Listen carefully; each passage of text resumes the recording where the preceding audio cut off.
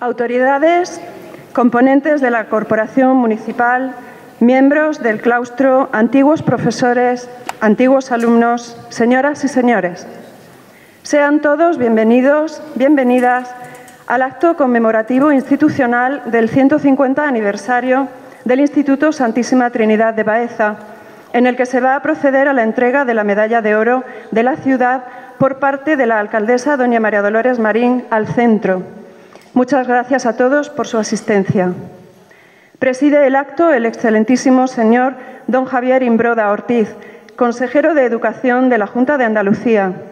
Junto a ellos, alcaldesa y consejero, completan la mesa de la vicepresidenta de la Diputación Provincial de Jaén, doña Francisca Medina Teba, el director del Instituto, don Rogelio Chicharro Chamorro, y el conferenciante catedrático de la Universidad de Granada, doctor Antonio Chicharro. El acto se desarrollará en dos partes, sin pausa entre ellas. Una primera institucional, en la que se entregará la máxima distinción del municipio al centro e intervendrán las autoridades que forman la mesa presidencial. Y una segunda parte académica que incluye la conferencia y el concierto del grupo de cámara Juglares. En primer lugar, tiene la palabra doña María Dolores Marín, alcaldesa de Baeza.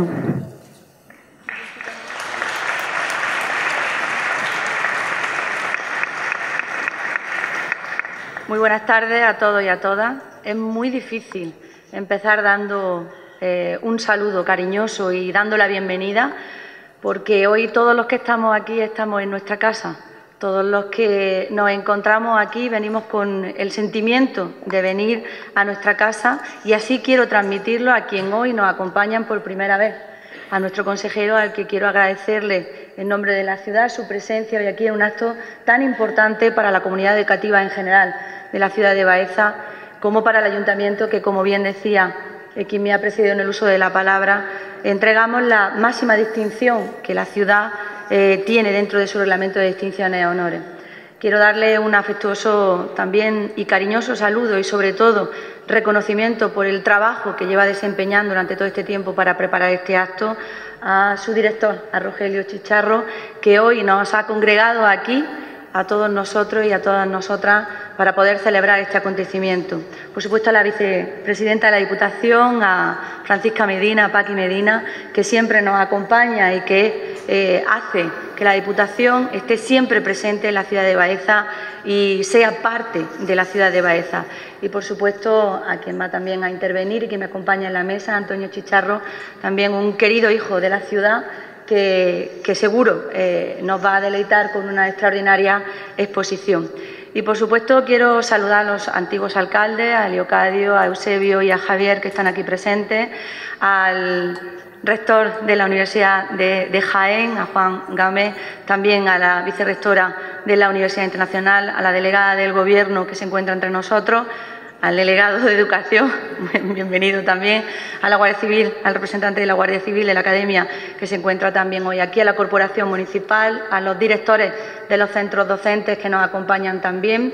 Y también permítanme que veo entre el público a 3 antiguos directores del centro que han hecho posible que hoy estemos aquí: Salvador, Adelino, Paco, también responsables de la historia de este centro, y a todos los profesores y profesoras actuales y antiguos, a los que me da muchísima alegría tenerlos aquí, y todos nosotros antiguos y antiguas alumnas de este centro.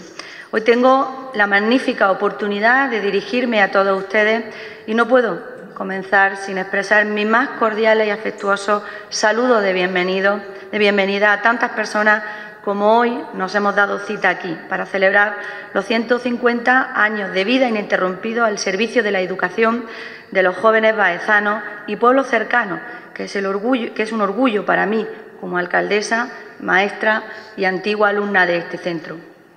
La conmemoración de los 150 años de nuestro querido instituto se convierte en una ocasión perfecta para dejar testimonio de cuanto han realizado tantos hombres y mujeres que pasaron por el centro dejando su impronta, su huella. Muchos de ellos se encuentran presentes en este lugar y otros ya no están, pero son parte de las páginas escritas en la historia de este Instituto de Enseñanza Secundaria Santísima Trinidad a lo largo de todos estos años. Quiero aprovechar la ocasión para mandar un afectuoso saludo a todos los padres y madres, alumnos y alumnas, docentes, personal administrativo y de servicio aquí presentes, y a todos aquellos que han pasado por este magnífico centro a lo largo de estos 150 años de historia, y que gracias a todos ellos el centro es hoy lo que es. Y se dice pronto, 150 años, que han sido un camino largo, lleno de aprendizaje, piedras en el camino y, como no, de muchísimas alegrías y satisfacciones. En 1869 nacía uno de los institutos que con el tiempo se convertiría en el más antiguo y emblemático de nuestra ciudad y casi de la provincia, un centro que ha jugado un papel primordial en la educación pública, en la historia de Baeza y en buena parte de la provincia.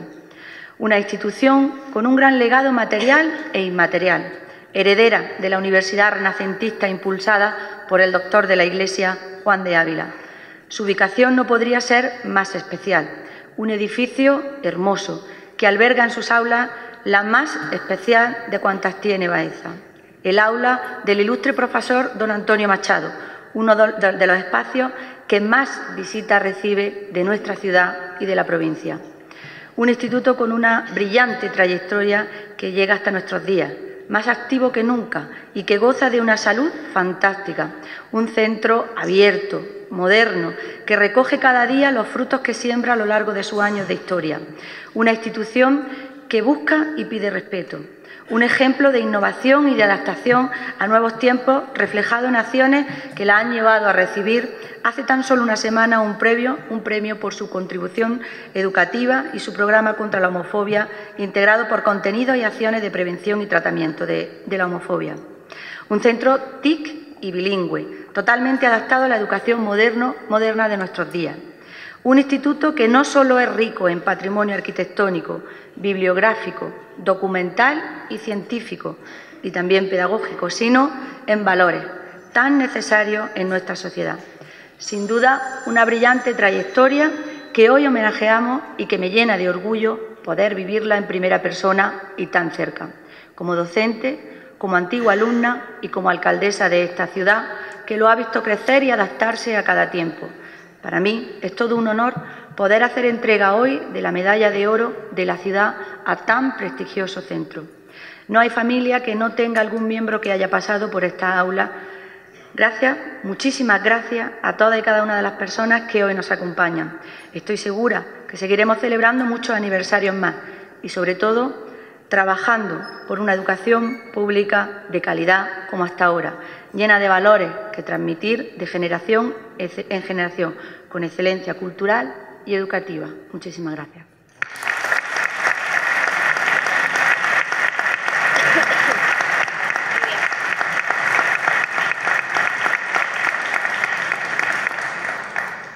A continuación interviene el director del centro, don Rogelio Chicharro.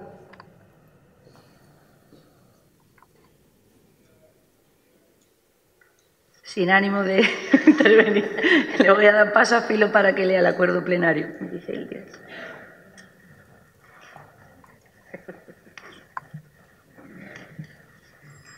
Muchas gracias y me van a permitir que abrevie el acuerdo plenario porque son 6 folios farragosos de discurso administrativo. En el Pleno de esta Corporación Municipal, en sesión ordinaria celebrada el día 2 de abril de 2019, adoptó, entre otros, el acuerdo que literalmente dice: dictamen de concesión de la Medalla de Oro de la Ciudad ALIE, Instituto de Enseñanza Media Santísima Trinidad.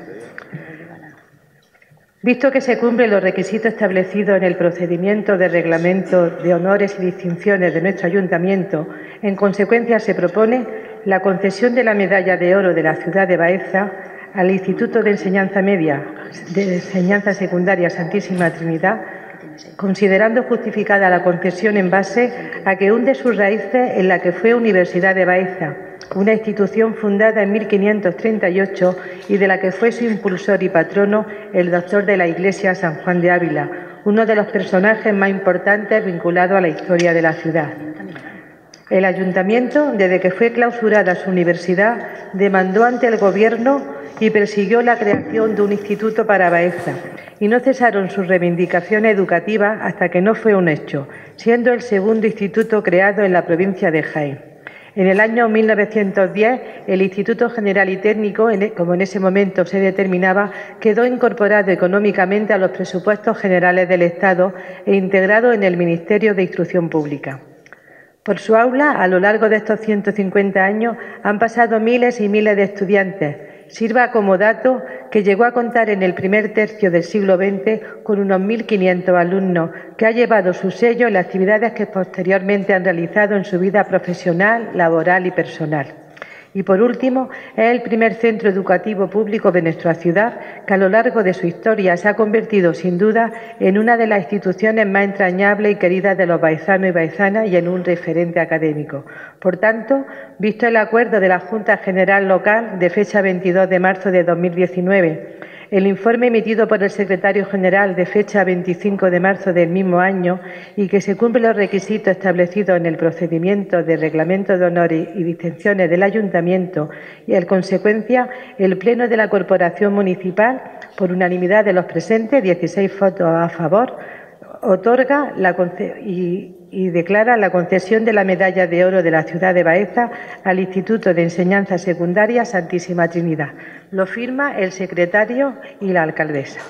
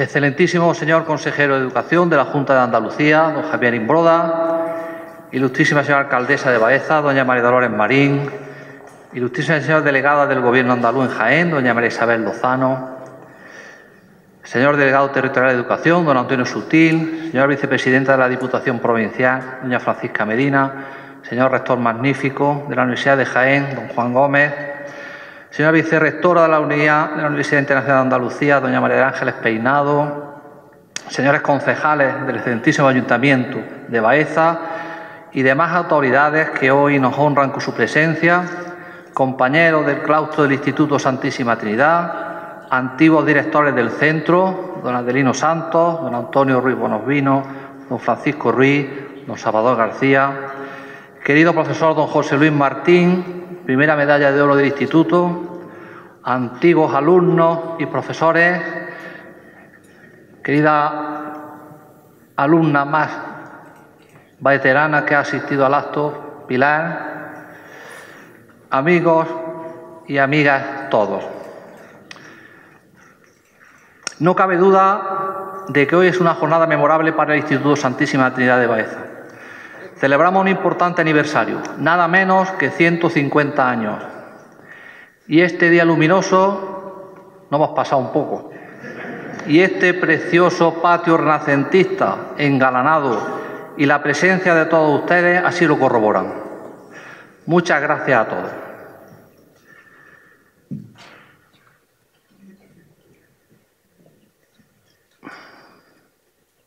Muchas gracias, señor consejero. Mi agradecimiento asimismo a quienes están haciendo posible esta conmemoración. Instituciones, compañeros del equipo directivo, personal de Administración y Servicios, claustro de profesores, AMPA y a los que han venido desde lejos expresamente hoy a pasar un día de convivencia con compañeros y amigos. Son muchas las personas que, no habiendo podido venir, nos han transmitido su enhorabuena y su adhesión a esta celebración. El primer fruto cierto de esta conmemoración ha sido esta medalla de oro de la ciudad de Baeza, que en representación de toda la comunidad educativa del Instituto acabo de recibir de manos de nuestra alcaldesa, doña María Dolores Marín. Muchas gracias, alcaldesa. Muchas gracias asimismo a toda la corporación, que por unanimidad de todos los grupos municipales acordaron la concesión al centro de la mayor distinción de la ciudad. Y muchas gracias a toda Baeza, porque sé que este instituto efectivamente forma parte muy íntima de la vida de nuestros paisanos. Gracias por la sensibilidad demostrada con este acuerdo. Cuando una institución acumula una trayectoria tan dilatada, los perfiles entre instituto y ciudadanos se diluyen hasta constituir un todo inseparable de la vida de un lugar. Acaba convirtiéndose en algo tan importante como las cosas más importantes de la vida, que con frecuencia de puro vitales nos reparamos en ellas. Casi no percibimos el aire que respiramos y por el que no hay que pagar nada. Casi nos reparamos en la caricia de una madre o en el frescor reconfortante de la lluvia. Este imponente edificio, con su magnífico patrimonio y la noble tarea desarrollada en él durante siglos, son tan nuestros y forman parte natural de nuestra cotidianidad que cuando llegamos a estudiar en él no alcanzamos a comprender y a valorar en su justa medida cuánto vale ni la trayectoria que atesora. Por eso, una de las actividades que estamos llevando a cabo durante la celebración de este sesquicentenario es la elaboración de materiales curriculares sobre el instituto para que todos los alumnos lo estudien y conozcan convenientemente. Este instituto es uno de los más hermosos y visitados de nuestro país, sobre todo por el interés y la atracción que despierta el aula de nuestro más ilustre profesor, don Antonio Machado. Y como tal pertenece a la Red de Institutos Históricos de España y a la Red de Institutos Históricos Educativos de Andalucía. Ejemplo de la importancia de la educación pública para el desarrollo de los pueblos, ha desempeñado un trascendental papel en la propia historia de Baeza y buena parte de la provincia, puesto que durante las últimas décadas del siglo XIX y primeras del XX fue el único, junto con el de la capital, centro de segunda enseñanza de Jaén y por tanto recogía numeroso alumnado entre los habitantes de La Loma, la Sierra de Cazorla, La Segura, Sierra Morena, llegando a sobrepasar los 1.500 alumnos en los años 60 y 70 del pasado siglo. Estamos ante una institución heredera de una universidad renacentista, de la que recibe un valioso legado material e inmaterial y que posee un rico patrimonio arquitectónico, bibliográfico, documental y científico-pedagógico. Como todos ustedes saben, para comprender que estamos en una institución docente de más larga tradición de nuestra provincia, hay que mencionar que el Santísima Trinidad hunde sus raíces en la antigua Universidad de Baeza, fundada en el año 1538, cuyo edificio aún ocupamos y desaparecida en 1824. Desde aquel mismo instante de su extinción, nuestras autoridades municipales de entonces no cejaron en insistir y demandar su reapertura o, en su defecto, la creación de un instituto de segunda enseñanza aprovechando el edificio y las rentas correspondientes que dejaba aquella. Inicialmente, por decreto de 10 de enero de 1832 y como fruto de su tenacidad, consiguieron un colegio de humanidades que abrió sus puertas en 1835, aplicando a él, decía el decreto, los caudales y fondos de la universidad extinguida. No pareciendo suficiente, insistió nuestro ayuntamiento en su clara determinación porque la ciudad albergara un instituto, y en 1840 volvió a plantear la iniciativa, que al principio tuvo buena acogida, tanto por la Dirección General de Estudios como por la Diputación Provincial, pero que pronto provocará un enfrentamiento con el Ayuntamiento de Jaén, que aspiraba a conseguir el Instituto Provincial. Resulta curioso leer hoy las actas de sesiones de la Diputación y ver cómo se configuraron dos bandos de pueblos que apoyaban bien a Jaén, bien a Baeza, y que finalmente se saldará a favor de la capital, donde se instaló el Instituto Provincial en el año 1843, según nos cuenta muy bien Alcázar Cruz, que está por ahí en su tesis doctoral. A pesar de ello, solo 3 años más tarde, en 1846, Baeza consiguió por primera vez su ansiado instituto, dotado con 8 cátedras, que sin embargo solo pervivirá 4 años, pues en 1850 el Ministerio acordó una remodelación de los institutos de España y se suprimió junto a los de Cuenca, Guadalajara, Oñate, Orihuela, Tudela, Tui y Vitoria. Y ya definitivamente el Cabildo baezano, acogiéndose a un decreto de 14 de enero de 1869 del ministro Manuel Ruiz Zorrilla, solicitó autorización recibiendo el permiso oportuno el 8 de abril y pudiendo realizar la apertura oficial del Instituto de Segunda Enseñanza de Baeza el 1 de octubre de 1869, que llega ininterrumpidamente hasta la actualidad, es decir, hace hoy justo 150 años y 25 días, que felizmente celebramos. Estas vicisitudes históricas, que he sintetizado por no alargar mi intervención, son las que han hecho que durante varios siglos, concretamente desde el año 1595 que se inaugura esta sede definitiva de la Universidad de Baeza, a este monumental patio renacentista nunca ha faltado el bullicio estudiantil. Durante muchos años, por ejemplo, el catedrático de Filosofía de la antigua universidad, tras explicar sus 2 horas y media de clase de la mañana, salía a este patio y durante una media hora se apoyaba en esta columna de la esquina y respondía a las preguntas y dificultades de los alumnos en un acto conocido como el poste. Ya siendo quien le habla profesor y realizando aquí alguna guardia de alumnos, comprende muy bien por qué la actividad del poste se hacía en esa columna y no en otra. En la fría Baeza esta zona es la más soleada y cálida, como se nota.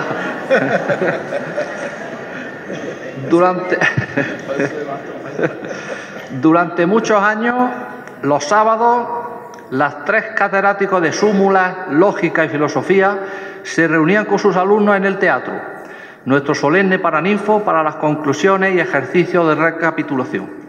En nuestros días y también durante muchos años, la algarabía infantil sigue llenando de vida cotidianamente estos espacios. En el Paraninfo se recibe a los alumnos, se realizan actividades, olimpiadas culturales. En este patio, durante los recreos, corren y juegan. Por todo lo anterior, desde la dirección del centro y con el apoyo del equipo directivo, se impulsó celebrar esta efeméride como merecía un instituto como el nuestro, para lo que reunió una comisión organizadora que, junto a quien les habla, desde hace varios meses viene preparando diferentes actividades, formada por doña Reyes Clavijo, vicedirectora del centro, doña María Dolores Higueras, profesora de Historia, don José Luis Chicharro, antiguo profesor y actual cronista de Baeza, doña Filomena Garrido, coordinadora de Cultura del Ayuntamiento, y doña Elena Lendines del AMPA San Juan de Ávila del Instituto. Muchas gracias a todos ellos. La relación de actividades previstas es extensa y no quiero excederme en el tiempo de mi intervención. Además, ya la hemos hecho pública y según vayan concretándose, nos encargaremos de divulgarla. Solo citaré por la que empezamos, un concurso público para elegir el logo de la celebración que ha tomado como motivo la espadaña de la primitiva capilla, esta que tenemos arriba, enmarcada en un círculo y que está teniendo muy buena aceptación, llegando incluso a provocar la creación de un poema por parte del Premio Nacional de Poesía Antonio Carvajal. Este acto central con la entrega de la medalla de oro de la ciudad y otro fruto cierto que quedará para el ya importante patrimonio del Santísima, la adecuación de un espacio expositivo en este patio de columnas para ubicar una exposición permanente que llevará por título Antonio Machado, la educación de su tiempo, y que en pocos meses será una realidad gracias a la inestimable ayuda de la Diputación Provincial y de nuestro Ayuntamiento, y que se ha abierto por primera vez al público después de su acondicionamiento con una magnífica exposición fotográfica de nuestro paisano Ángel Nieto a favor del pueblo malgache. Actualmente, este centro está perfectamente adaptado a las necesidades de nuestro tiempo, y bien que podemos sentirnos orgullosos de esta realidad porque suma a su gran valor histórico y al importante patrimonio atesorado su cumplimiento de los objetivos formativos de nuestros alumnos. De igual manera que fue ampliando sus instalaciones con 2 edificios anexos por la calle Compañía en los años 60 del pasado siglo y en los albores del presente, o con la construcción de un gimnasio, también ha sabido adaptarse a la modernidad, nuevas tecnologías, bilingüismo, ciclos formativos, impartición de lengua china como enseñanza curricular. Por otra parte, el uso ininterrumpido de este imponente edificio, que pertenece al perímetro expresamente declarado por la UNESCO Patrimonio Mundial, ha permitido su buena conservación, a lo que sin duda ha ayudado el gran trabajo desarrollado por los directores que me han precedido en el cargo, 4 de los cuales hoy están aquí con nosotros. Muchas gracias, pues si este puesto en cualquier instituto ya requiere una dedicación plena, en el nuestro es aún más exigente, ya que a las prioritarias tareas organizativas docentes y de funcionamiento cotidiano se une la gestión de un patrimonio que tenemos la obligación de proteger y conservar adecuadamente para las próximas generaciones, como ya han hecho los precedentes para con nosotros. Somos deudores de esa altura de mira de aquellos antepasados nuestros que nos permiten hoy disfrutar de esta maravillosa realidad. Aún hoy sigue siendo un ejemplo en el que fijarse.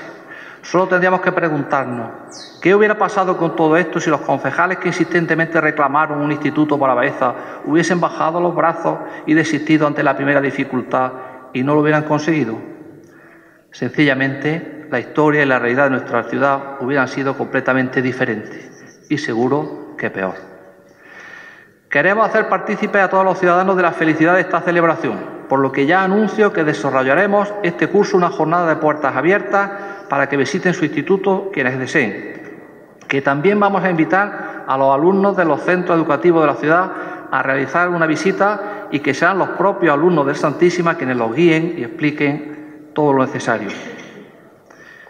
Finalizo manifestando mi satisfacción viendo ya el presente acto en su normal desarrollo tras unas semanas de trabajo y sobre todo de preocupación por saber si podríamos llevarlo a cabo espaciosamente en este monumental patio. Al final, la obra del tejado, después de 3 meses y medio de trabajo, se ha terminado a tiempo. El tiempo de este otoño impredecible nos está brindando un buen día. Quizás hemos pedido la semana pasada más de la cuenta y no hemos colado. Y por último, el Barcelona-Real Madrid, que tendría que estar jugándose en estos momentos, se ha aplazado al 18 de diciembre. Amigos todos, puesto que pienso no tendremos paciencia y nos va a resultar complicado aguardar que pase otros 150 años para asistir al próximo aniversario, disfrutemos de este, gaudeamos igitur, alegrémonos de este presente que nos depara el momento. Muchas gracias.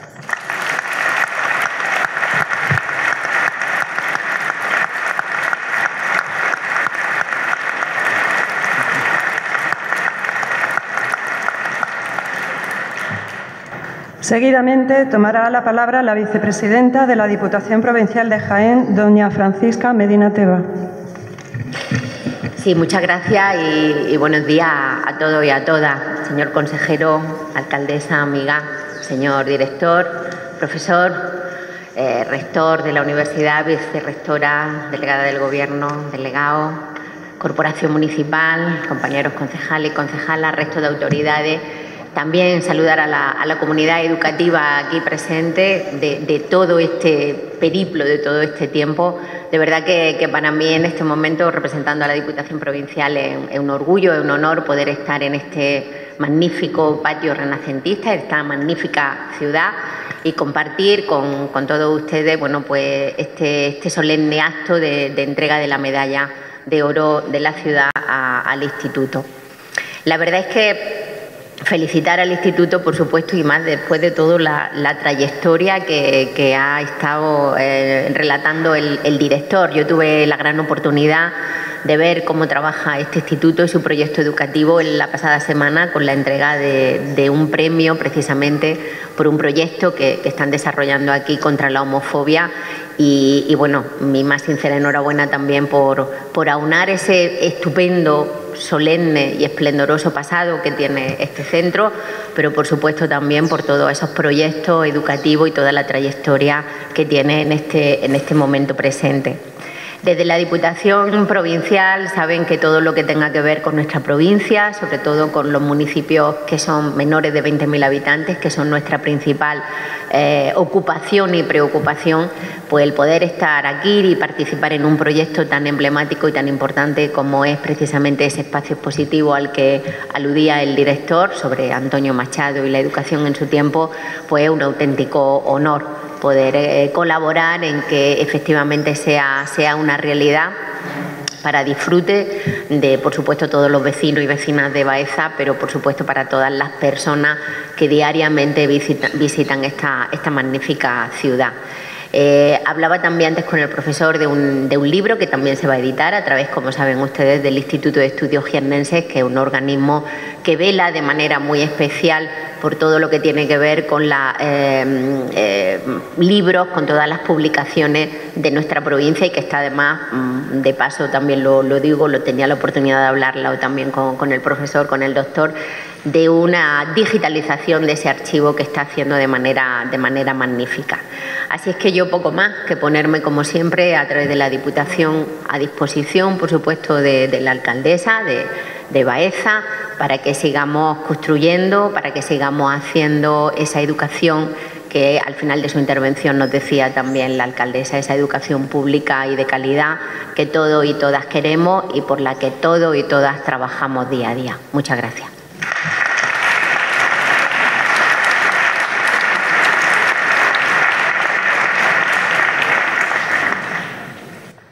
Finalmente, para concluir la primera parte, interviene el señor consejero de Educación de la Junta de Andalucía, don Javier Imbroda Ortiz. Muchas gracias. Buenos días, alcaldesa, vicepresidenta de la Diputación, director, delegada de Gobierno, rector, vicerrectora, delegado, corporación municipal, resto de autoridades y sobre todo un saludo especial, ¿no?, para toda la comunidad educativa, para todos profesores, antiguos profesores, alumnos, exalumnos, sus familias. Bueno, yo no sé si el profesor de filosofía, cuando se iba al poste en un día como este, tenía una gorra o no, pero nos hubiera hecho falta a los que estamos aquí una gorra aquí, ¿verdad? Bueno, yo después de todo lo que se ha comentado, yo pensaba, ¿qué puedo transmitir en este momento? Yo les quiero decir que, evidentemente, ustedes van a poder disfrutar de un día tan especial como es el 150 aniversario de este instituto, con esta historia tan maravillosa, no llena de no exenta de dificultades, pero el hecho ya de celebrar este 150 aniversario ya es el camino recorrido que pueden ustedes y celebrar y yo de alguna manera acompañar. Yo quisiera más que nada decirles cómo me siento yo. No, para mí es un honor estar aquí, en esta ciudad tan maravillosa, alcaldesa. Baeza, una ciudad maravillosa. Yo estar aquí en este patio renacentista, como se ha comentado, la verdad es que a mí lo que me evoca es paz. No sé ustedes.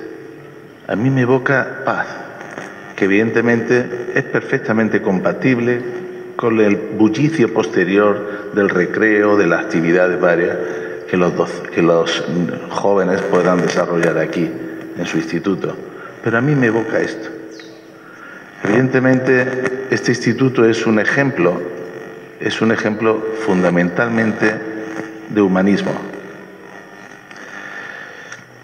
Saben ustedes que, y si no, pues se lo recuerdo, que este consejero lleva escasamente unos 8 meses en esta responsabilidad que ostento.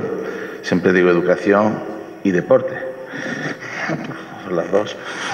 Y la verdad es que una de las cosas que he procurado siempre comentar es que en este tiempo que vivimos, con las nuevas tecnologías que forman parte de nuestro paisaje, de nuestras vidas, ¿no?, siempre comento que esas nuevas tecnologías, sin una base humanista, nos llevan a un precipicio.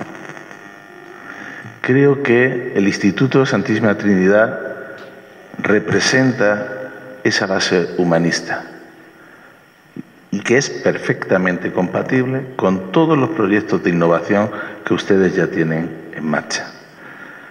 Quiero, al mismo tiempo, para finalizar, porque ya no iba a alargarme mucho más, porque si no es verdad que necesito una gorra, pero después sí quería concluir con dos cuestiones.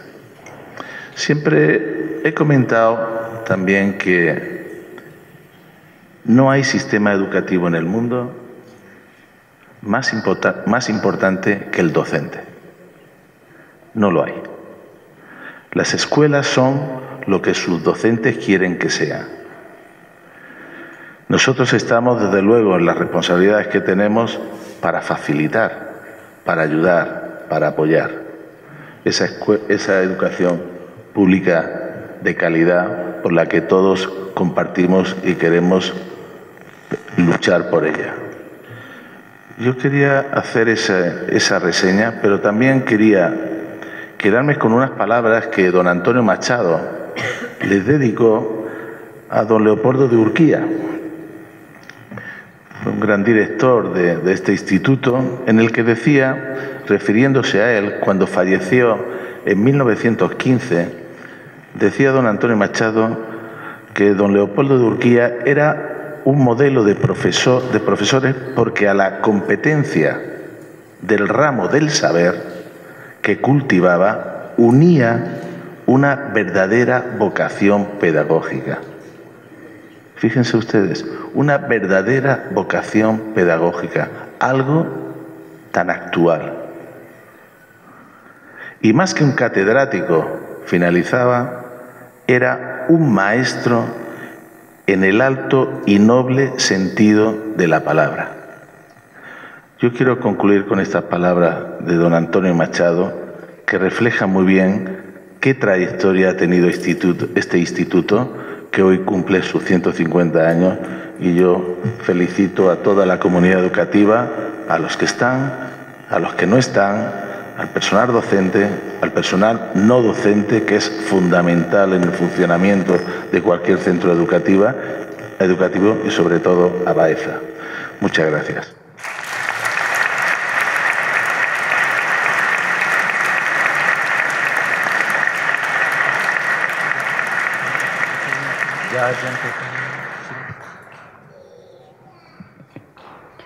Hoy celebramos una conmemoración importante de una institución docente y, lógicamente, estos actos conllevan un carácter académico que no podíamos obviar y del que se va a encargar un antiguo alumno del instituto, el baezano y catedrático de Teoría de la Literatura y Literatura Comparada de la Universidad de Granada, don Antonio Chicharro Chamorro. El profesor Chicharro es doctor en Filología Románica por la Universidad de Granada y un prestigioso crítico literario y ensayista especializado en los aspectos sociológicos del hecho literario. Ha sido director del Departamento de Lingüística General y Teoría de la Literatura durante 8 años, coordinador de un programa de doctorado que mereció la mención de calidad del Ministerio de Educación, profesor visitante de las universidades de Copenhague, Paul Valéry de Montpellier y la de Guadalajara en México, miembro de la Asociación Internacional de Hispanistas, del Instituto Internacional Francés de Sociocrítica y de otras importantes instituciones. Director de los cursos de la Universidad Internacional de Andalucía entre 1983 y 1986, estuvo presente en los primeros años de andadura de la UNIA, fundador de la Academia de las Buenas Letras de Granada, de la que también fue presidente en su día y actualmente es presidente de honor. Ha colaborado siempre con cuantas demandas procedieran de su querida Baeza. Así, formó parte del equipo que elaboró los informes de los valores universales de Baeza y Úbeda presentados ante la UNESCO para la inscripción en el Catálogo de Patrimonio de la Humanidad, o la coordinación de los actos de celebración de Antonio Machado y Baeza, 1912-2012, 100 años de un encuentro. Las monografías, ensayos y participación en libros colectivos se cuentan por decenas. Obras como Literatura y Saber o Gabriel Celaya, frente a la literatura española, nos sirven de ejemplo. Algunos de los autores que han centrado su atención han sido Gabriel Celaya, Antonio Machado, Francisco Ayala o Antonio Carvajal, entre otros. Entre los muchos reconocimientos que ha recibido, señalamos la Medalla de Oro al Mérito por la ciudad de Granada en el año 2017, el Premio a la Excelencia Docente de la Universidad de Granada en 2003 o la medalla de plata de su misma universidad también en el año 2003. Para pronunciar la conferencia titulada Ficción literaria y conciencia, tiene la palabra don Antonio Chicharro.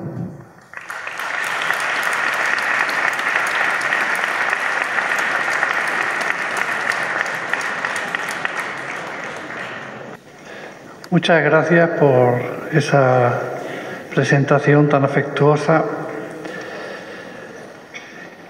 y la verdad que quiero comenzar confesando que estaba deseando empezar.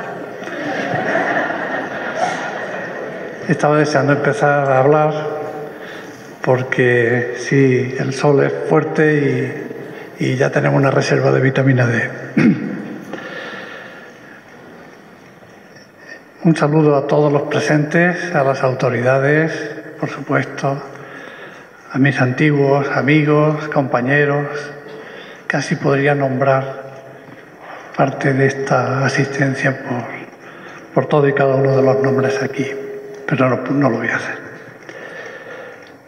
Es un honor muy grande intervenir en el presente acto en el que se conmemora, como ya se ha dicho, el 150 aniversario de la vida del instituto en el que me formé.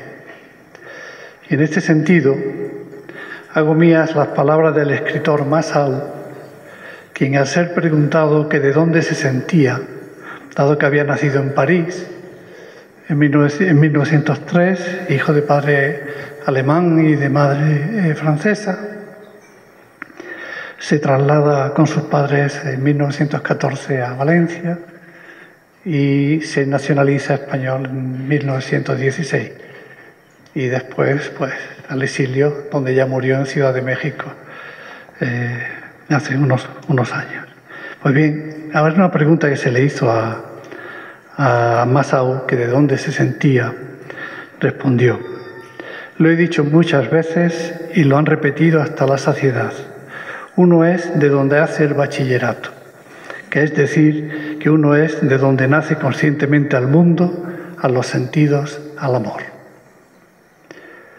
Tal vez por eso, a pesar del bilingüismo en su alemán y francés más familiares, no encontrara mejor salida que usar el español, lengua aprendida, para su escritura, porque con ella formó su relación, su comprensión y su razón del mundo.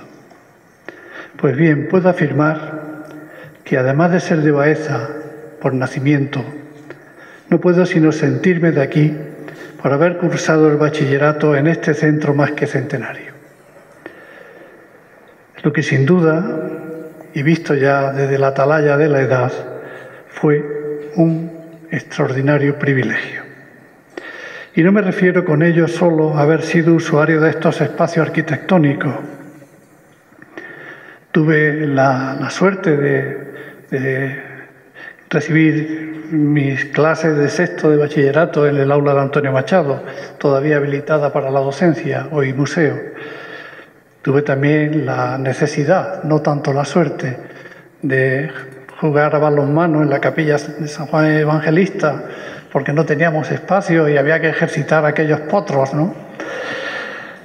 Tuve la suerte de tener una amiga en el Museo de Ciencias, que era un esqueleto de mujer, que todos teníamos pasión cuando nos llevaban nuestros profesores. O tuve la suerte de disfrutar de la biblioteca con su extraordinario fondo. Eso es una impronta cuando se tiene muy pocos años, que no se sabe identificar hasta que pasa el tiempo. Precisamente, y quiero hacer una pausa en mi intervención, porque yo traigo un regalo para este centro. Valor económico escasísimo, nada, pero sí tiene un valor simbólico grande que me lleva a traerlo. Se trata de este libro, una edición de los años 30, en la editorial valenciana Prometeo, en una colección dirigida por Blasco Ibáñez, de autores y libros célebres españoles y extranjeros. Cuando yo vi este libro en la librería de Viejo, me llevé una sorpresa desagradable, porque tiene un sello.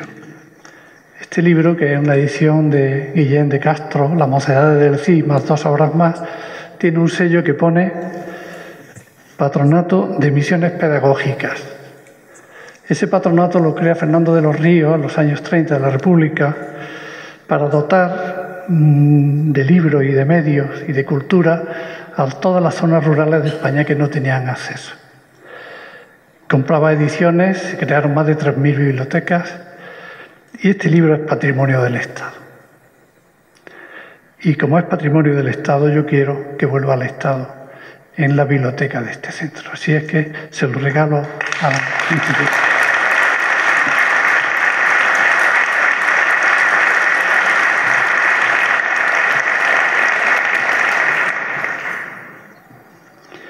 Así es que me siento de Baeza por nacimiento y por experiencia vital. Y no me refiero solo con haber sido usuario de estos espacios arquitectónicos, sino hablo de personas.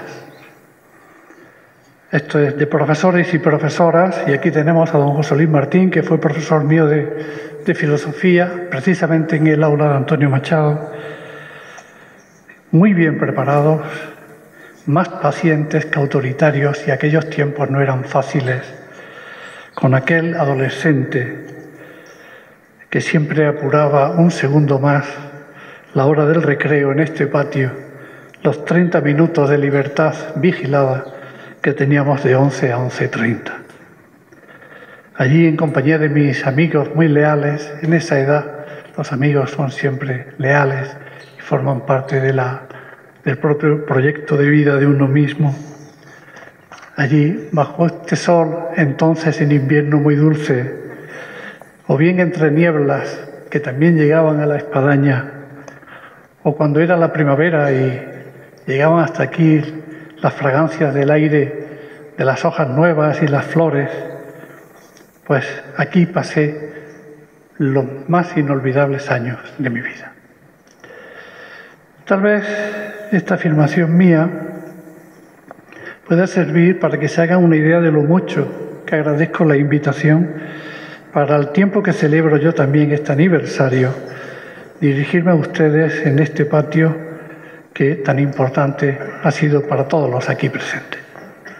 Y además quiero hacerles una confidencia, y es que esa máxima, ubi humilitas ibi sapientia, en realidad yo la leía desnortadamente, después la traduje en unos ejercicios de latín, y ese donde hay humildad, hay sabiduría. Esa máxima se quedó en mi corazón. La piedra también acabó por grabarse en nuestros cuerpos. Así es que con humildad, no sé si con sabiduría, pero desde luego con mucha humildad, que es la condición de todo aprendizaje, y con lo que he ido conociendo del arte literario, vengo a hablarles en esta mañana alegre y feliz, un día más que añadía la historia de Baeza, de lo que vale la literatura para la vida, de lo que importan los mundos de ficción, y en ellos los de la ficción literaria, así como de qué manera los escritores acaban tejiendo sus obras verbales con el hilo de su propia conciencia en un bastidor de palabras donde emergen lo inconsciente y lo no consciente, sirviendo además estos textos para conformar luego las conciencias de sus lectores. Hablemos, pues, de la ficción literaria. A partir del esquema dual que introduce en nuestra cultura el pensamiento clásico de los griegos, y hablo de Platón en concreto, se reconoce y nombra ya, varios siglos antes de nuestra era, no solo las fundamentales ideas que determinaron el desarrollo de la cultura occidental, que según Emilio Lledó nombra fueron la de naturaleza, physis, política, polis, lenguaje, logos, saber, episteme y sofía, educación, paideia, bien, agatón y justicia, dique, entre otras, sino que también nombraron la poiesis, es decir, la capacidad humana de creación, y con ella pudieron especificar la existencia de los discursos ficcionales. Así, la poética de Aristóteles no solo es importante al estar en la base del realismo artístico y sus teorías, sino también es importante por proporcionar los fundamentos de un concepto de literatura como conocimiento, puesto que la creación, al imitar verosímilmente la realidad, nos da una suerte de conocimiento de la misma, sino que también, está planteando que la creación, en cuanto a la realidad imitada, no es lo que suele entenderse por realidad. Es decir, que la realidad resultante de la mímesis es otra clase de realidad, una realidad de naturaleza ficcional, el dominio o territorio del que se ocupan los estudios literarios. Queda así nombrada la radical capacidad humana de creación y conceptuada 5 siglos antes de nuestra era, la naturaleza ficcional de los resultados de la misma. Aquí halla su sustento, por citar un caso concreto y próximo a nosotros, el impresionante comienzo del poema Espacio de Juan Ramón Jiménez. Los dioses no tuvieron más sustancia que la que tengo yo. Yo tengo como ellos la sustancia de todo lo vivido y de todo lo por vivir. No soy presente solo, sino fuga raudal de cabo a fin, y lo que veo a un lado y otro, en esta fuga, rosas, restos de alas, sombra y luz, es solo mío, recuerdo y ansia míos, presentimiento, olvido. No obstante, hablar así no debe suponer un reconocimiento de esta capacidad creadora en un sentido adánico. Claro está, nada más lejos, por cuanto la originalidad de los autores es fruto de múltiples mediaciones, pues al fin y al cabo cualquier sujeto humano es un ser de cultura, y cuando decimos cultura decimos grupo social, sociedad, historia y, cómo no, una lengua natural.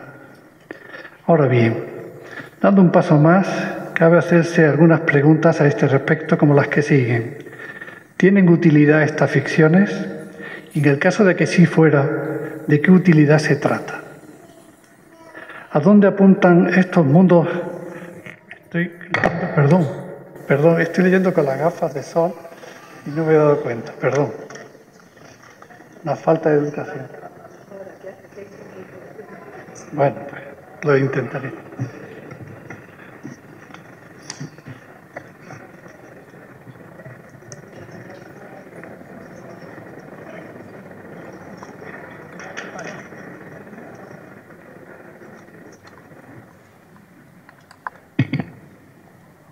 Esta es la luz que hay, que no me he dado cuenta.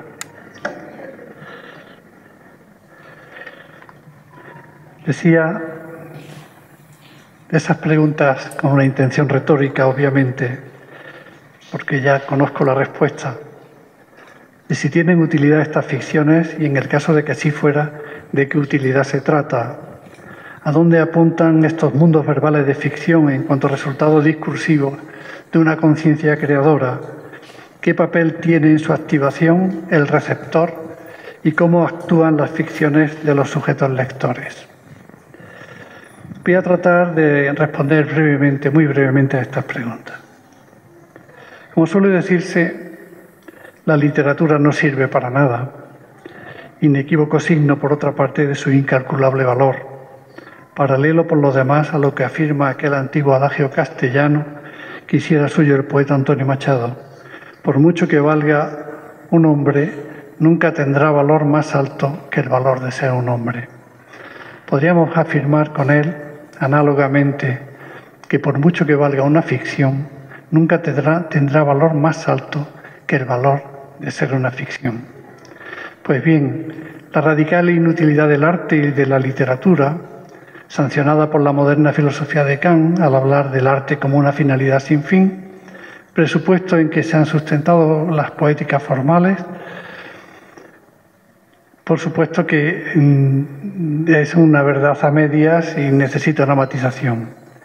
Pero a su vez, el reconocimiento de su naturaleza y gratuidad estética supone la aceptación de la existencia de un excedente social que hace posible esta práctica superior de cultura en determinadas sociedades, por cuanto no satisface necesidades sociales primarias. No obstante, el hecho de que aceptemos que la literatura, en principio, parezca ser una actividad artística inútil o no primaria, en ese sentido, claro está, no debe hacernos suponer que realmente lo sea. Y no solo por contar con el inapelable argumento de que toda obra vive sobre la materialidad de una mercancía y está destinada a ser producción y reproducción de ideas, en definitiva de la conciencia, teniendo lugar solo en aquellas sociedades que han alcanzado complejidad y complejidad de relaciones sociales, por tanto, sino que cabe hablar de esta gratuidad aparentemente porque toda obra acaba teniendo un valor histórico. Pero es más, si tenemos en cuenta lo que afirma el escritor Jorge Volpi en uno de sus ensayos, Leer la mente, el cerebro y el arte de la ficción no solo alcanza a tener un valor de naturaleza histórica, sino también y muy especialmente un valor constitutivo de la especie humana, lo que no es ninguna exageración si atendemos sus argumentos. Así, frente a las teorías de la gratuidad estética del arte, Volpi piensa el arte como herramienta evolutiva cuya meta es ayudarnos a sobrevivir y a hacernos más humanos, siendo tan útil, a fin de cuentas, como, y cito, el tallado de hachas de sílice, la organización en clanes o la invención de la escritura. Porque el arte, y en especial el arte de la ficción, nos ayuda a adivinar los comportamientos de los otros y a conocernos a nosotros mismos, lo cual supone una gran ventaja frente a otras especies menos conscientes de sí mismas. En definitiva, y hasta ahí la cita, el arte para Jorge Volpi no es solo una prueba de nuestra humanidad, sino que somos humanos gracias al arte, gracias a la ficción, que ha existido desde que existe el Homo sapiens, porque los mecanismos cerebrales de acercamiento a la realidad son en su base idénticos a los empleados en la creación o apreciación de una ficción, lo que nos ha convertido en lo que somos, organismos autoconscientes. De ahí que no solo seamos capaces de reconocer el mundo, sino que podamos llegar a inventarlo, como inventamos muchos yoes que maneja el sistema del sujeto, muchos yoes que expresan nuestro cuerpo. Así, Carlos Castilla del Pino, escritor, neurólogo y psiquiatra, dice: el sujeto es un sistema de producción, reconstrucción, deconstrucción y almacenamiento de yoes con miras a la concreta actuación en un contexto determinado.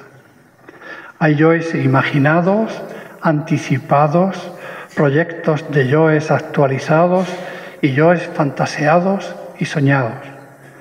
Los yoes se constituyen en módulos que el sujeto como sistema reutiliza en ulteriores contextos.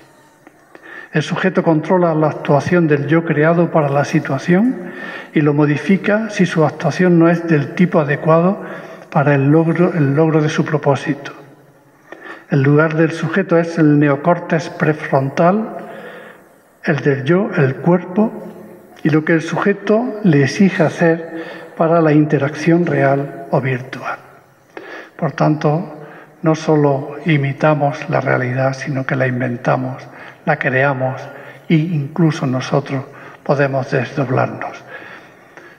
No en balde, el poeta que enseñó aquí francés, Antonio Machado, creó una serie de heterónimos, desdoblamientos poéticos muy significativos y muy importantes. Eso es un signo en el dominio de la poesía de esa capacidad de invención, de ficción, pero entendida la ficción como una verdad, en este sentido, nunca como una mentira.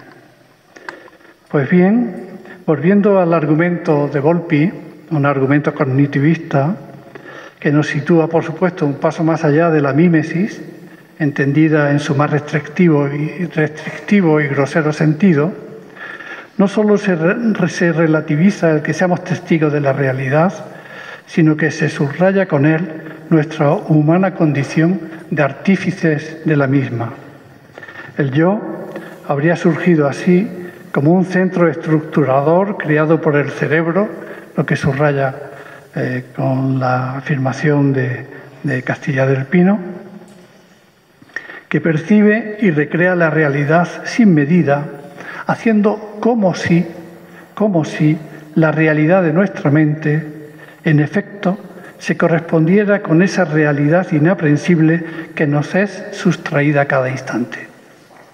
En ese como si, razona Volpi, ya se completa la idea de ficción, un como si que tanto permite tolerar el universo imaginario de una novela, como lleva a asumir que la realidad es tan sólida y vigorosa como la presenciamos.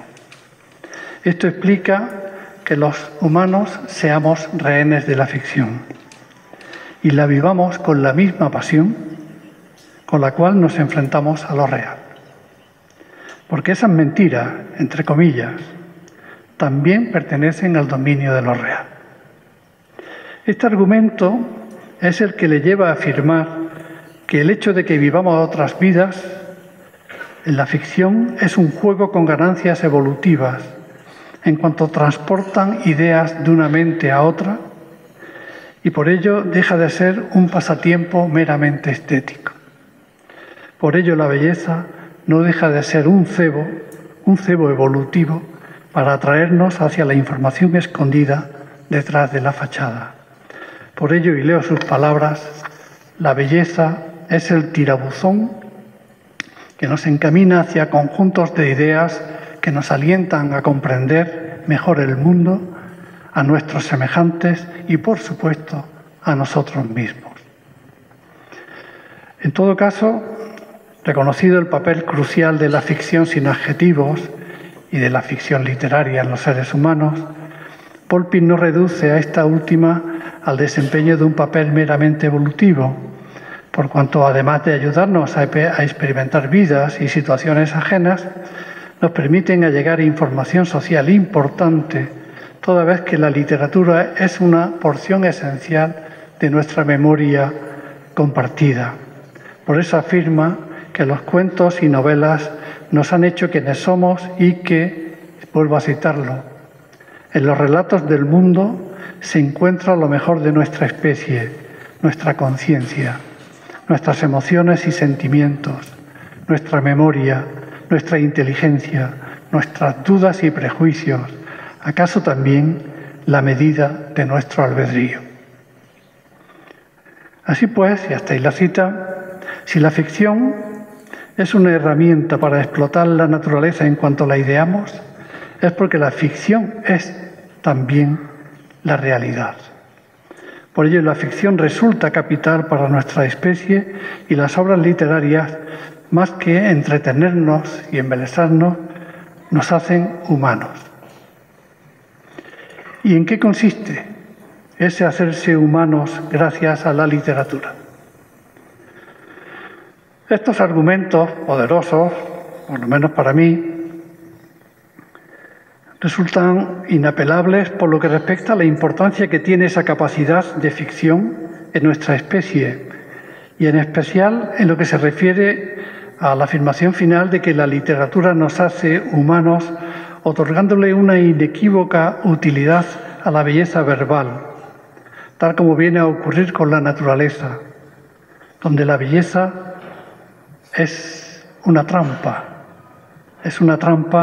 para la reproducción, para una necesidad, para cubrir una necesidad. La naturaleza es el reino de la necesidad. La cultura es el reino de la libertad. ¿Alguien cree de verdad que la rosa es la rosa solo para el gratuito disfrute de nuestros sentidos? ¿O es así para atraer con sus formas, colores y olores a los insectos que, embriagados, ayudarán de manera muda al rosal a cumplir su finalidad reproductora? ¿Alguien duda, dejando a un lado la analogía del mundo natural, que la cultura, lo que no es naturaleza, esa información no genética que constituye a los individuos, no obedece en su conjunto a un superior propósito de asegurar la supervivencia del grupo. Estas preguntas nos orientan a pensar que la literatura es un hecho cultural complejo, por lo que merece ser defendido frente al asedio del totum revolutum de las sociedades de nuestro tiempo. Es mucho lo que va en ello, o mejor dicho, todo nos va en ello. Nosotros mismos nos vamos en ello, ya que en los artefactos literarios se cristaliza un productor y reproductor discurso resultante del conflicto entre la conciencia y el inconsciente en un juego con la incontrolada presencia del no consciente, lo no previsto, lo no reprimido, que florece en la obra sin la voluntad de quien la crea, siendo ahí donde se añade una información histórica o social imprevista. No obstante, detrás de tan general afirmación, efectuada por Volpi, se echa en falta una explicación de estirpe histórica de en qué consiste ese hacerse humanos en el ya aquí de nuestra especie, dividida en grupos, sociedades, estados, con sus lenguas, sus fronteras y su lucha concreta por la vida. Pues bien, aunque no voy a extenderme mucho en esta cuestión, sí dejaré dicho que los individuos operamos bajo la forma histórica de sujetos y en lo concerniente a la literatura de sujetos literarios. Esta noción es resultado de una construcción ideológica cuya formación histórica se sitúa desde el humanismo medieval hasta el sobresaliente momento histórico de las crisis europeas de mitad del siglo XIX, pasando por el humanismo renacentista, la Ilustración, la sistematización kantiana y hegeliana y lo que supuso el romanticismo. Aquí encontramos la fundamentación histórica de una categoría que ha desarrollado la idea de autor y su par, el lector, cuya aparente independencia no es sino una máscara donde, por cierto, lo que opera es un proceso histórico transindividual, toda una cultura. En cuanto al papel que tiene el receptor en la activación del discurso ficcional, como puede pensarse, no podríamos hablar de la existencia del mundo de la ficción verbal si no aceptáramos la existencia de lo que llamamos mundo real, sin entrar en otras consideraciones. De todas maneras, esta explicación dual nos resulta muy operativa para nuestra relación con lo real y con lo real literario, aunque haya podido ser un estorbo a la hora de comprender que el universo de la ficción es, insisto una vez más, él mismo una forma de lo real. Pero además conviene que operemos con la regla de la ficción o el también llamado pacto ficcional. Es decir, que hay que trabajar con la convención de que uno recibe aquello en clave ficcional. Es decir, que no tiene una utilidad inmediata y no responde a una verdad objetiva. Ese es un pacto que si no lo pone el receptor no funciona el texto, el artefacto literario o una película, no funciona en absoluto. Ninguna obra de arte si no la acepta quien se acerca a ella con ese pacto, pues no es descodificada debidamente. Hay que aplicar la regla de ficción. En el caso de los episodios nacionales de Pérez Galdós, por ejemplo, pues hay que aplicar la regla de ficción, porque Agustina de Aragón existiría tal vez una mujer luchadora durante la invasión francesa, pero la Agustina de Aragón que levanta Pérez Galdós es un ente de ficción, es un personaje creado para cumplir un efecto. Hay quienes aplican la convención de ficción, ese pacto, y la reciben así, y hay quienes incluso lo pueden recibir en un pacto de verdad, utilidad, y hacer una lectura de ese texto como si se tratara de un tratado de historia. En cualquier caso, aquí radica la importancia, creo que queda claro que la literatura, en lo que aporta de la más alta conformación de la ficción verbal, es un logro de la especie humana que debemos no solo mantener, sino acrecentar. Y ahora vamos a ver un caso concreto sobre el funcionamiento del cómo sí. Y lo voy a hacer en un texto del Quijote, como homenaje a Cervantes y por nombrarlo en esta ocasión tan importante. Reparemos en un texto concreto para comprobar cómo funcionaría ese cómo sí del que habla Volpi en el caso de que nos pusiéramos en la piel verbal de un personaje de novela, de cuyo nombre siempre nos acordaremos, por cierto.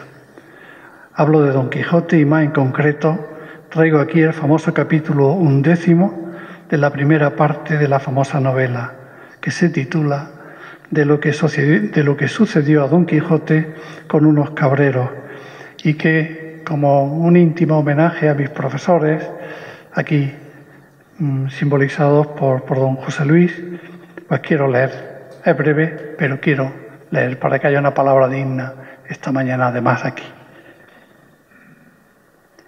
Después que Don Quijote hubo bien satisfecho su estómago, tomó un puño de bellotas en la mano y mirándolas atentamente, soltó la voz a semejantes razones. Dichosa edad y siglos dichosos aquellos a quien los antiguos pusieron nombre de dorados, y no porque en ellos el oro, que en esta nuestra edad de hierro tanto se estima, se alcanzase en aquella venturosa sin fatiga alguna, sino porque entonces los que en ella vivían ignoraban estas dos palabras de tuyo y mío. Eran en aquella santa edad todas las cosas comunes. A nadie le era necesario para alcanzar su ordinario sustento tomar otro trabajo que alzar la mano y alcanzarle de las robustas encinas que liberalmente les estaban convidando con su dulce y sazonado fruto. Las claras fuentes y corrientes ríos en magnífica abundancia, sabrosas y transparentes aguas les ofrecían. En la quiebra de las peñas y en los huecos de los árboles formaban su república las solícitas y discretas abejas, ofreciendo a cualquiera mano, sin interés alguno, la fértil cosecha de su dulcísimo trabajo.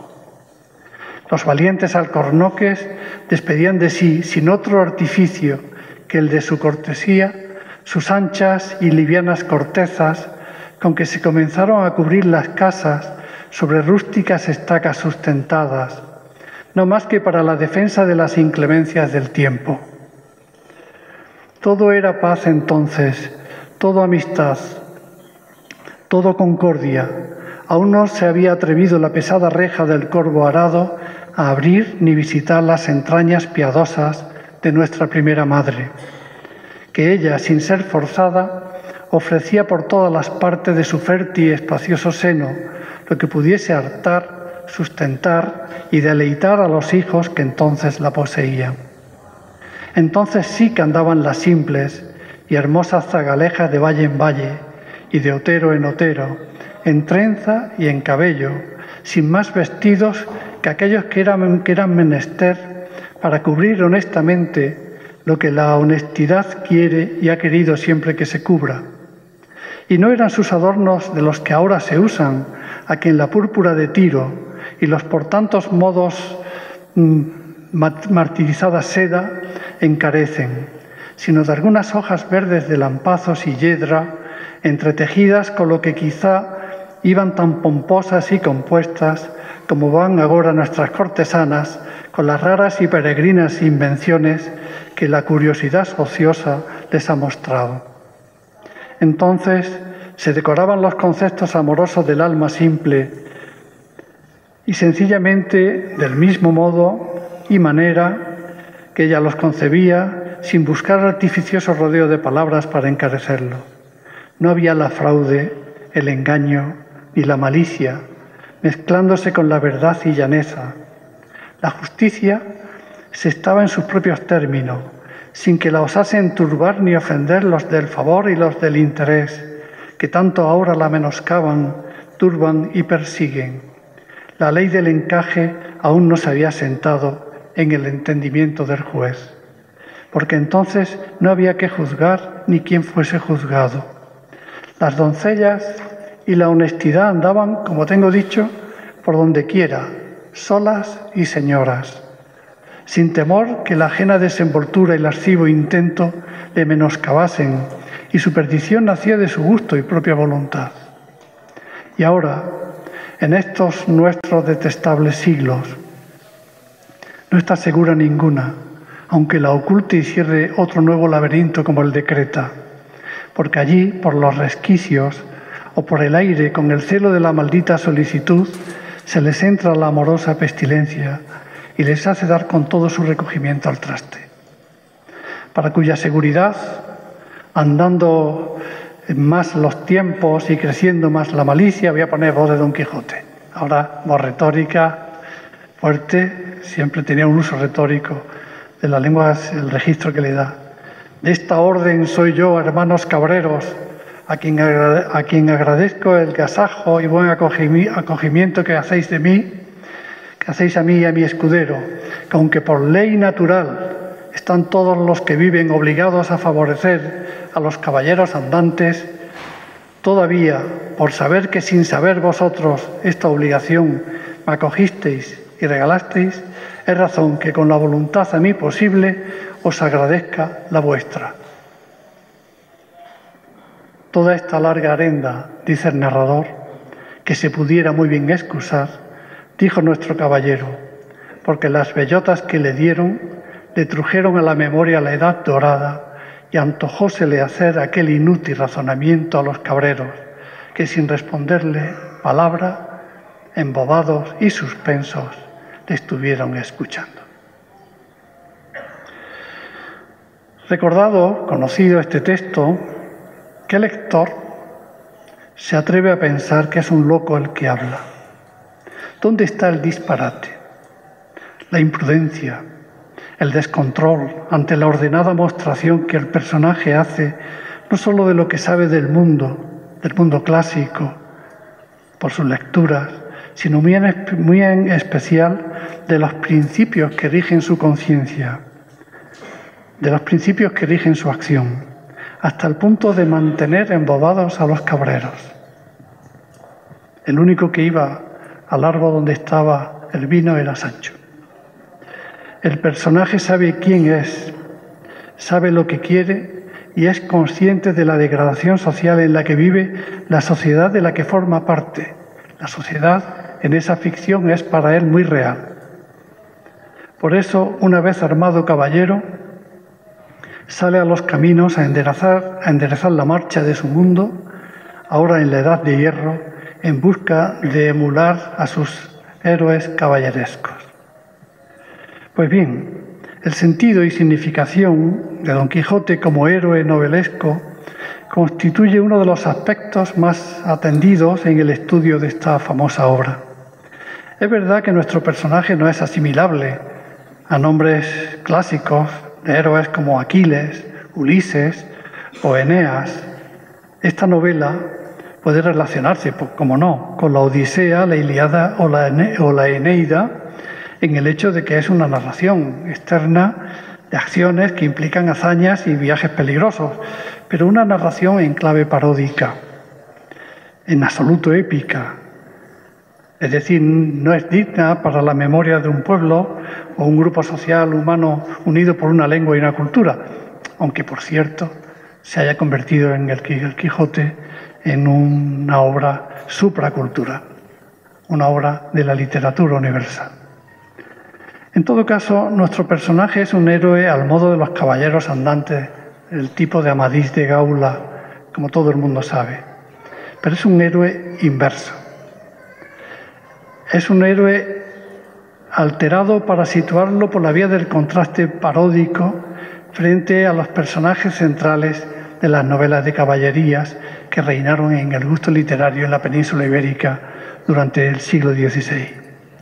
En consecuencia, esta obra no participa de la epopeya ni siquiera de la novela de caballerías, aunque el propio personaje se proclame caballero andante. y con conciencia de sí y fe en su misión, comience el rosario de aventuras para construirse el merecido relato de su vida y lograr la recompensa igualmente merecida por todo buen caballero cristiano. No es una novela de caballerías, sino otra narración, otro tipo de novela que en su momento abrirá un nuevo horizonte, el de la novela moderna. Nada más y nada menos. Ahora bien, el hecho de que lo consideramos un héroe inverso, que no cuenta con el linaje y el origen propio de los héroes clásicos, ni siquiera de los caballerescos, al ser un viejo hidalgo español enloquecido, del que el narrador ni siquiera da cuenta de dónde nació, de dónde era, no quita nada a su sustantiva condición de héroe, con lo que en absoluto debería pensarse como equivalente a un antihéroe. Don Quijote no es un antihéroe.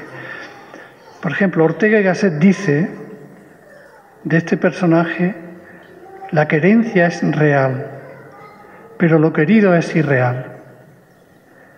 Así, aunque las acciones de Don Quijote no resulten heroicas, salvo para él mismo, siendo cuestionables, y el personaje carezca de cualidades extraordinarias, todo lo contrario, cualidades risibles en su humana factura, sus intenciones son las propias del héroe, que es lo que vale a la postre. Una cita de un crítico a Valle Arce dice así: la fe en su misión ya está constituida y permanecerá incólume, a pesar de pedradas, mojicones y derrotas, hasta su lecho de muerte. Lo heroico en la vida de Don Quijote no son sus victorias, ya que no sufre más que derrotas, sino la fe en su misión, lo que equivale a la fe en sí mismo. Y tomo una cita de la novela, de la parte primera del capítulo 5, donde Don Quijote dice: yo sé quién soy. Y el elemento sustantivo y diferenciador en la vida del héroe es la fe. Hasta ahí la cita. En Don Quijote se da pues esa conciencia de sí mismo, cuya base ética se la proporciona el cristianismo, que alimenta su voluntad de ser, a la que suma su deseo de hacer el bien por los demás. Ahí radica su virtud, es decir, ahí radica su fuerza y su valor más allá de todo ridículo. ¿Quién puede pensar que no es un héroe moderno? Este personaje y su virtud, esa construida conciencia de la que le dota Cervantes, lo que produce en el lector, tras la risa y sin que se perciba con claridad, es la reproducción de la conciencia de sí. Yo sé quién soy. Y decir conciencia supone decir sujeto. Por eso los textos literarios se inscriben en el proceso de producción y reproducción de la conciencia. Aquí no cabe la autarquía. Toda conciencia es una relación. Se trata de una realidad que el sujeto vive en tanto que ser físico, biológico, social y simbólico, es decir, un resultado complejo de la interacción de la naturaleza y la cultura. Espacio donde cabe lo experimentado, lo sentido y vivido, lo aprendido, lo heredado, lo imaginado, lo soñado, lo deseado y, cómo no, lo leído. En este sentido, no se olvide que la lectura es la actividad de mayor complejidad que efectuamos en nuestra cultura, porque implica todos los niveles de esa cultura. Implica el conocimiento anterior del universo referencial del libro. Implica los códigos de lectura heredados de la tradición literaria y los códigos del propio libro. Implica el texto en su aspecto semántico, sintáctico y retórico. Implica al individuo en su principio de identidad, en su estrategia de defensa, en sus deseos de placer. Implica, por supuesto, la jerarquía de valores. Es el acto más complejo de nuestra cultura.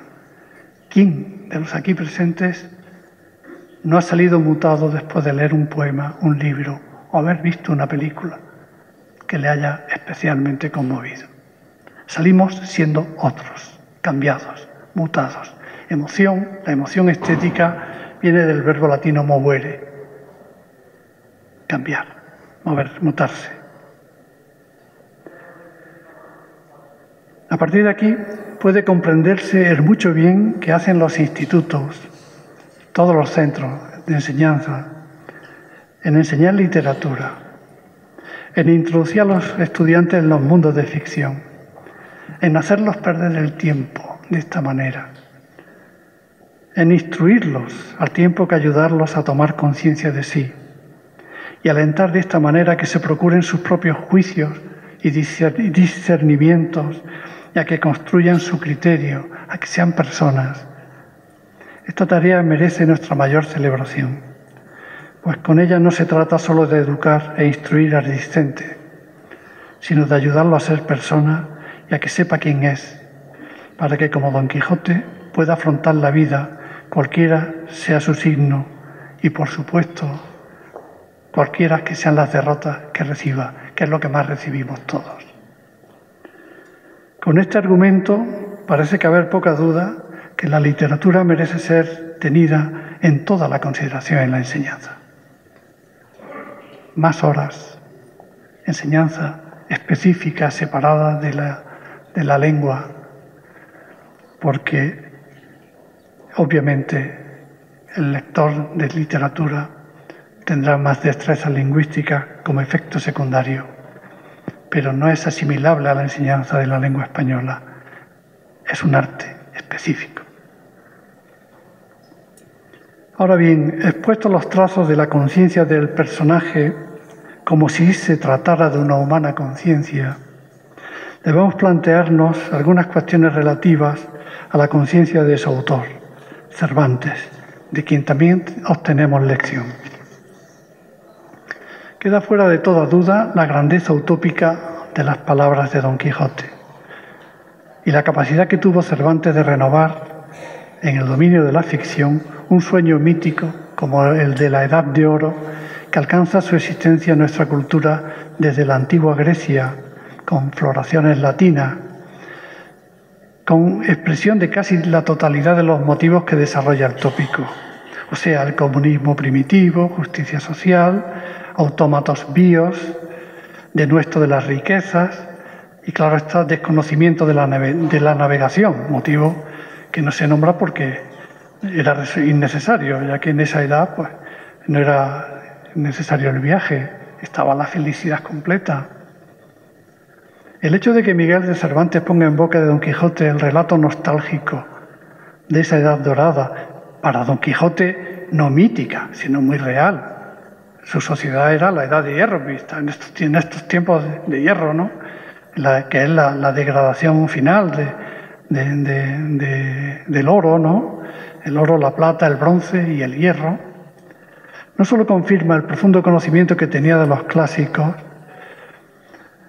sino que a un mismo tiempo nos obliga a pensar tanto en la sociedad ficcional por la que se desenvuelve Don Quijote, que tanta intervención reparadora suya reclama, como en la real por la que atraviesa en sus días Miguel de Cervantes, por si es que esta invocación del mito también le resultara conveniente a quien ahora lo pone en boca de ese ente de ficción al que le ha dado además vida autónoma, que es uno de los signos de la modernidad de la novela. Ahora bien, ¿por qué califica Don Quijote su momento y sociedad como propia de la Edad de Hierro? La respuesta la ha dado el discurso, porque en la misma no existe, insisto, un comunismo amoroso y paradisiaco y una vida elemental placentera, sin otras ocupaciones que la de la recolección de los alimentos dados por la naturaleza, sin esclavitud, con igualdad entre hombres y mujeres, sin necesidad de justicia ni de su interesada aplicación mediante el retorcimiento retórico.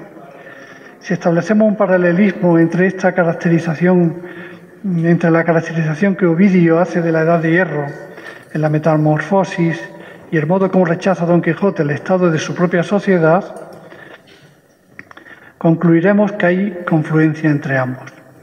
No olvidemos que, según Ovidio, tras las edades de oro, plata y bronce vividas por los humanos, ha seguido la de hierro, caracterizada por ser la edad de la impiedad y la codicia, la de la desaparición de la verdad, el pudor, la modestia, la confianza y la lealtad, la del establecimiento de fronteras y con ellas la de la aparición de conflictos, también la del aprendizaje de la navegación, es decir, la necesidad de expansión y el cultivo de la tierra y la implantación de la minería para arrancarle a la naturaleza su riqueza. Una edad en la que han florecido el fraude, los engaños, las insidias, la guerra y en la que nadie está a salvo. Recordaré también que el comienzo del discurso es una suerte de antecedente de la precipitación de la memoria involuntaria. Unas bellotas en la mano precipitan la memoria de Don Quijote, un modo de reforzamiento de sus ideales con respecto a la sociedad. Hasta aquí la evocación de sus elocuentes y solemnes palabras, como corresponde al uso elevado de lengua con que Cervantes dota a Don Quijote, salpicado de ironías, claro está, del narrador, con el que tras contrastar lo que va del oro al hierro de las edades de los humanos, Don Quijote legitima su programa de vida de caballero andante, como consecuencia de la imperiosa necesidad de proteger a los más débiles de la sociedad, una sociedad corrompida por el alto valor que la misma se le concede a la propiedad, a la ostentación cortesana, a los abusos de las instituciones como la justicia y al poder y acoso que se ejerce sobre las mujeres, recordemos, solas y señoras. Aquí alcanza justificación su alta empresa de caballero andante y, en consecuencia, el valor y virtud de sus intervenciones orientadas a la restitución de la dorada edad, como le dice a Sancho, y ejecutadas frente a su sociedad, van a terminar por resultar heroicas en un doble sentido. En la recta de nuestro afamado y derrotado finalmente personaje y en la irónica del narrador, por ceñirnos solo al ámbito de la novela. Pero tras haber percibido una cierta imagen de la España vivida por Don Quijote, que era una España rural, una España manchega, rural, atrasada, a través de ese discurso cabrían plantearse algunas cuestiones relativas a la España real del autor de la novela. Para empezar, si atendemos al momento histórico de aquella España áurea, en la que vivió Cervantes entre 1547 y 1616, a caballo entre Renacimiento y Barroco, con cambios en la sociedad muy profundos, cambio en la sociedad estamental y entre dos reinados, el de Felipe II y el de Felipe III, su hijo, habremos de pensar que con sus problemas y conflictos en Europa, en absoluto se trata de una sociedad degradada, ni siquiera en grave crisis económica que vendría después, ni todavía en la decadencia política que vendría después. Paradójicamente, y en relación con el discurso, no solo son años de hierro, sino que van a ser conocidos como áureos, dorados, de oro, los propios del siglo de oro. En cuanto a la cultura, al arte, al teatro, la literatura, esta misma obra será la rúbrica de ese siglo de oro, con España proyectada en Europa y en otras partes del mundo. Claro está que esta imagen de España, aunque la suponga, no da entrada a las lentas y contradictorias transformaciones que la incipiente burguesía y el capitalismo están provocando en los niveles económico y social en Europa, claro, y en España también. Si bien en este caso con sus peculiaridades provenientes de tratarse de una sociedad de base estamental, dividida además internamente entre cristianos viejos y cristianos nuevos, que tenía como dominantes en su ideología la aceptación de la riqueza proveniente de rentas, pero no así las lucrativas provenientes del trabajo, y además en donde el trabajo estaba mal visto en aquel estado de sociedad, lo que explica que la nueva clase social burguesa dejara a veces de producir para ennoblecerse ella misma con una regresión a una suerte de refeudalización en donde invertía su capital. Aquí se comprende que naciera el pícaro, que naciera el bandolero, que naciera la novela picaresca. Claro, ¿de dónde iba a surgir? Es precisamente esta compleja y contradictoria situación histórica la que va a resultar matriz de una literatura que vino a dar con el surgimiento del moderno género novela en Europa. Esta es, a muy grandes trazos, la España que vive Cervantes, la compleja y crítica realidad histórica en la que se despliega y conforma su conciencia. Cómo anuda toda esa experiencia, cómo ese mundo real lo imbrica y lo muta. De ahí el valor que tiene su novela. La realidad de su ficción en clave paródica, como un crisol donde se funden los restos de un mundo en decadencia con los de un mundo emergente, la vivencia de lo real histórico y el sueño utópico de un mundo otro. Muchas gracias.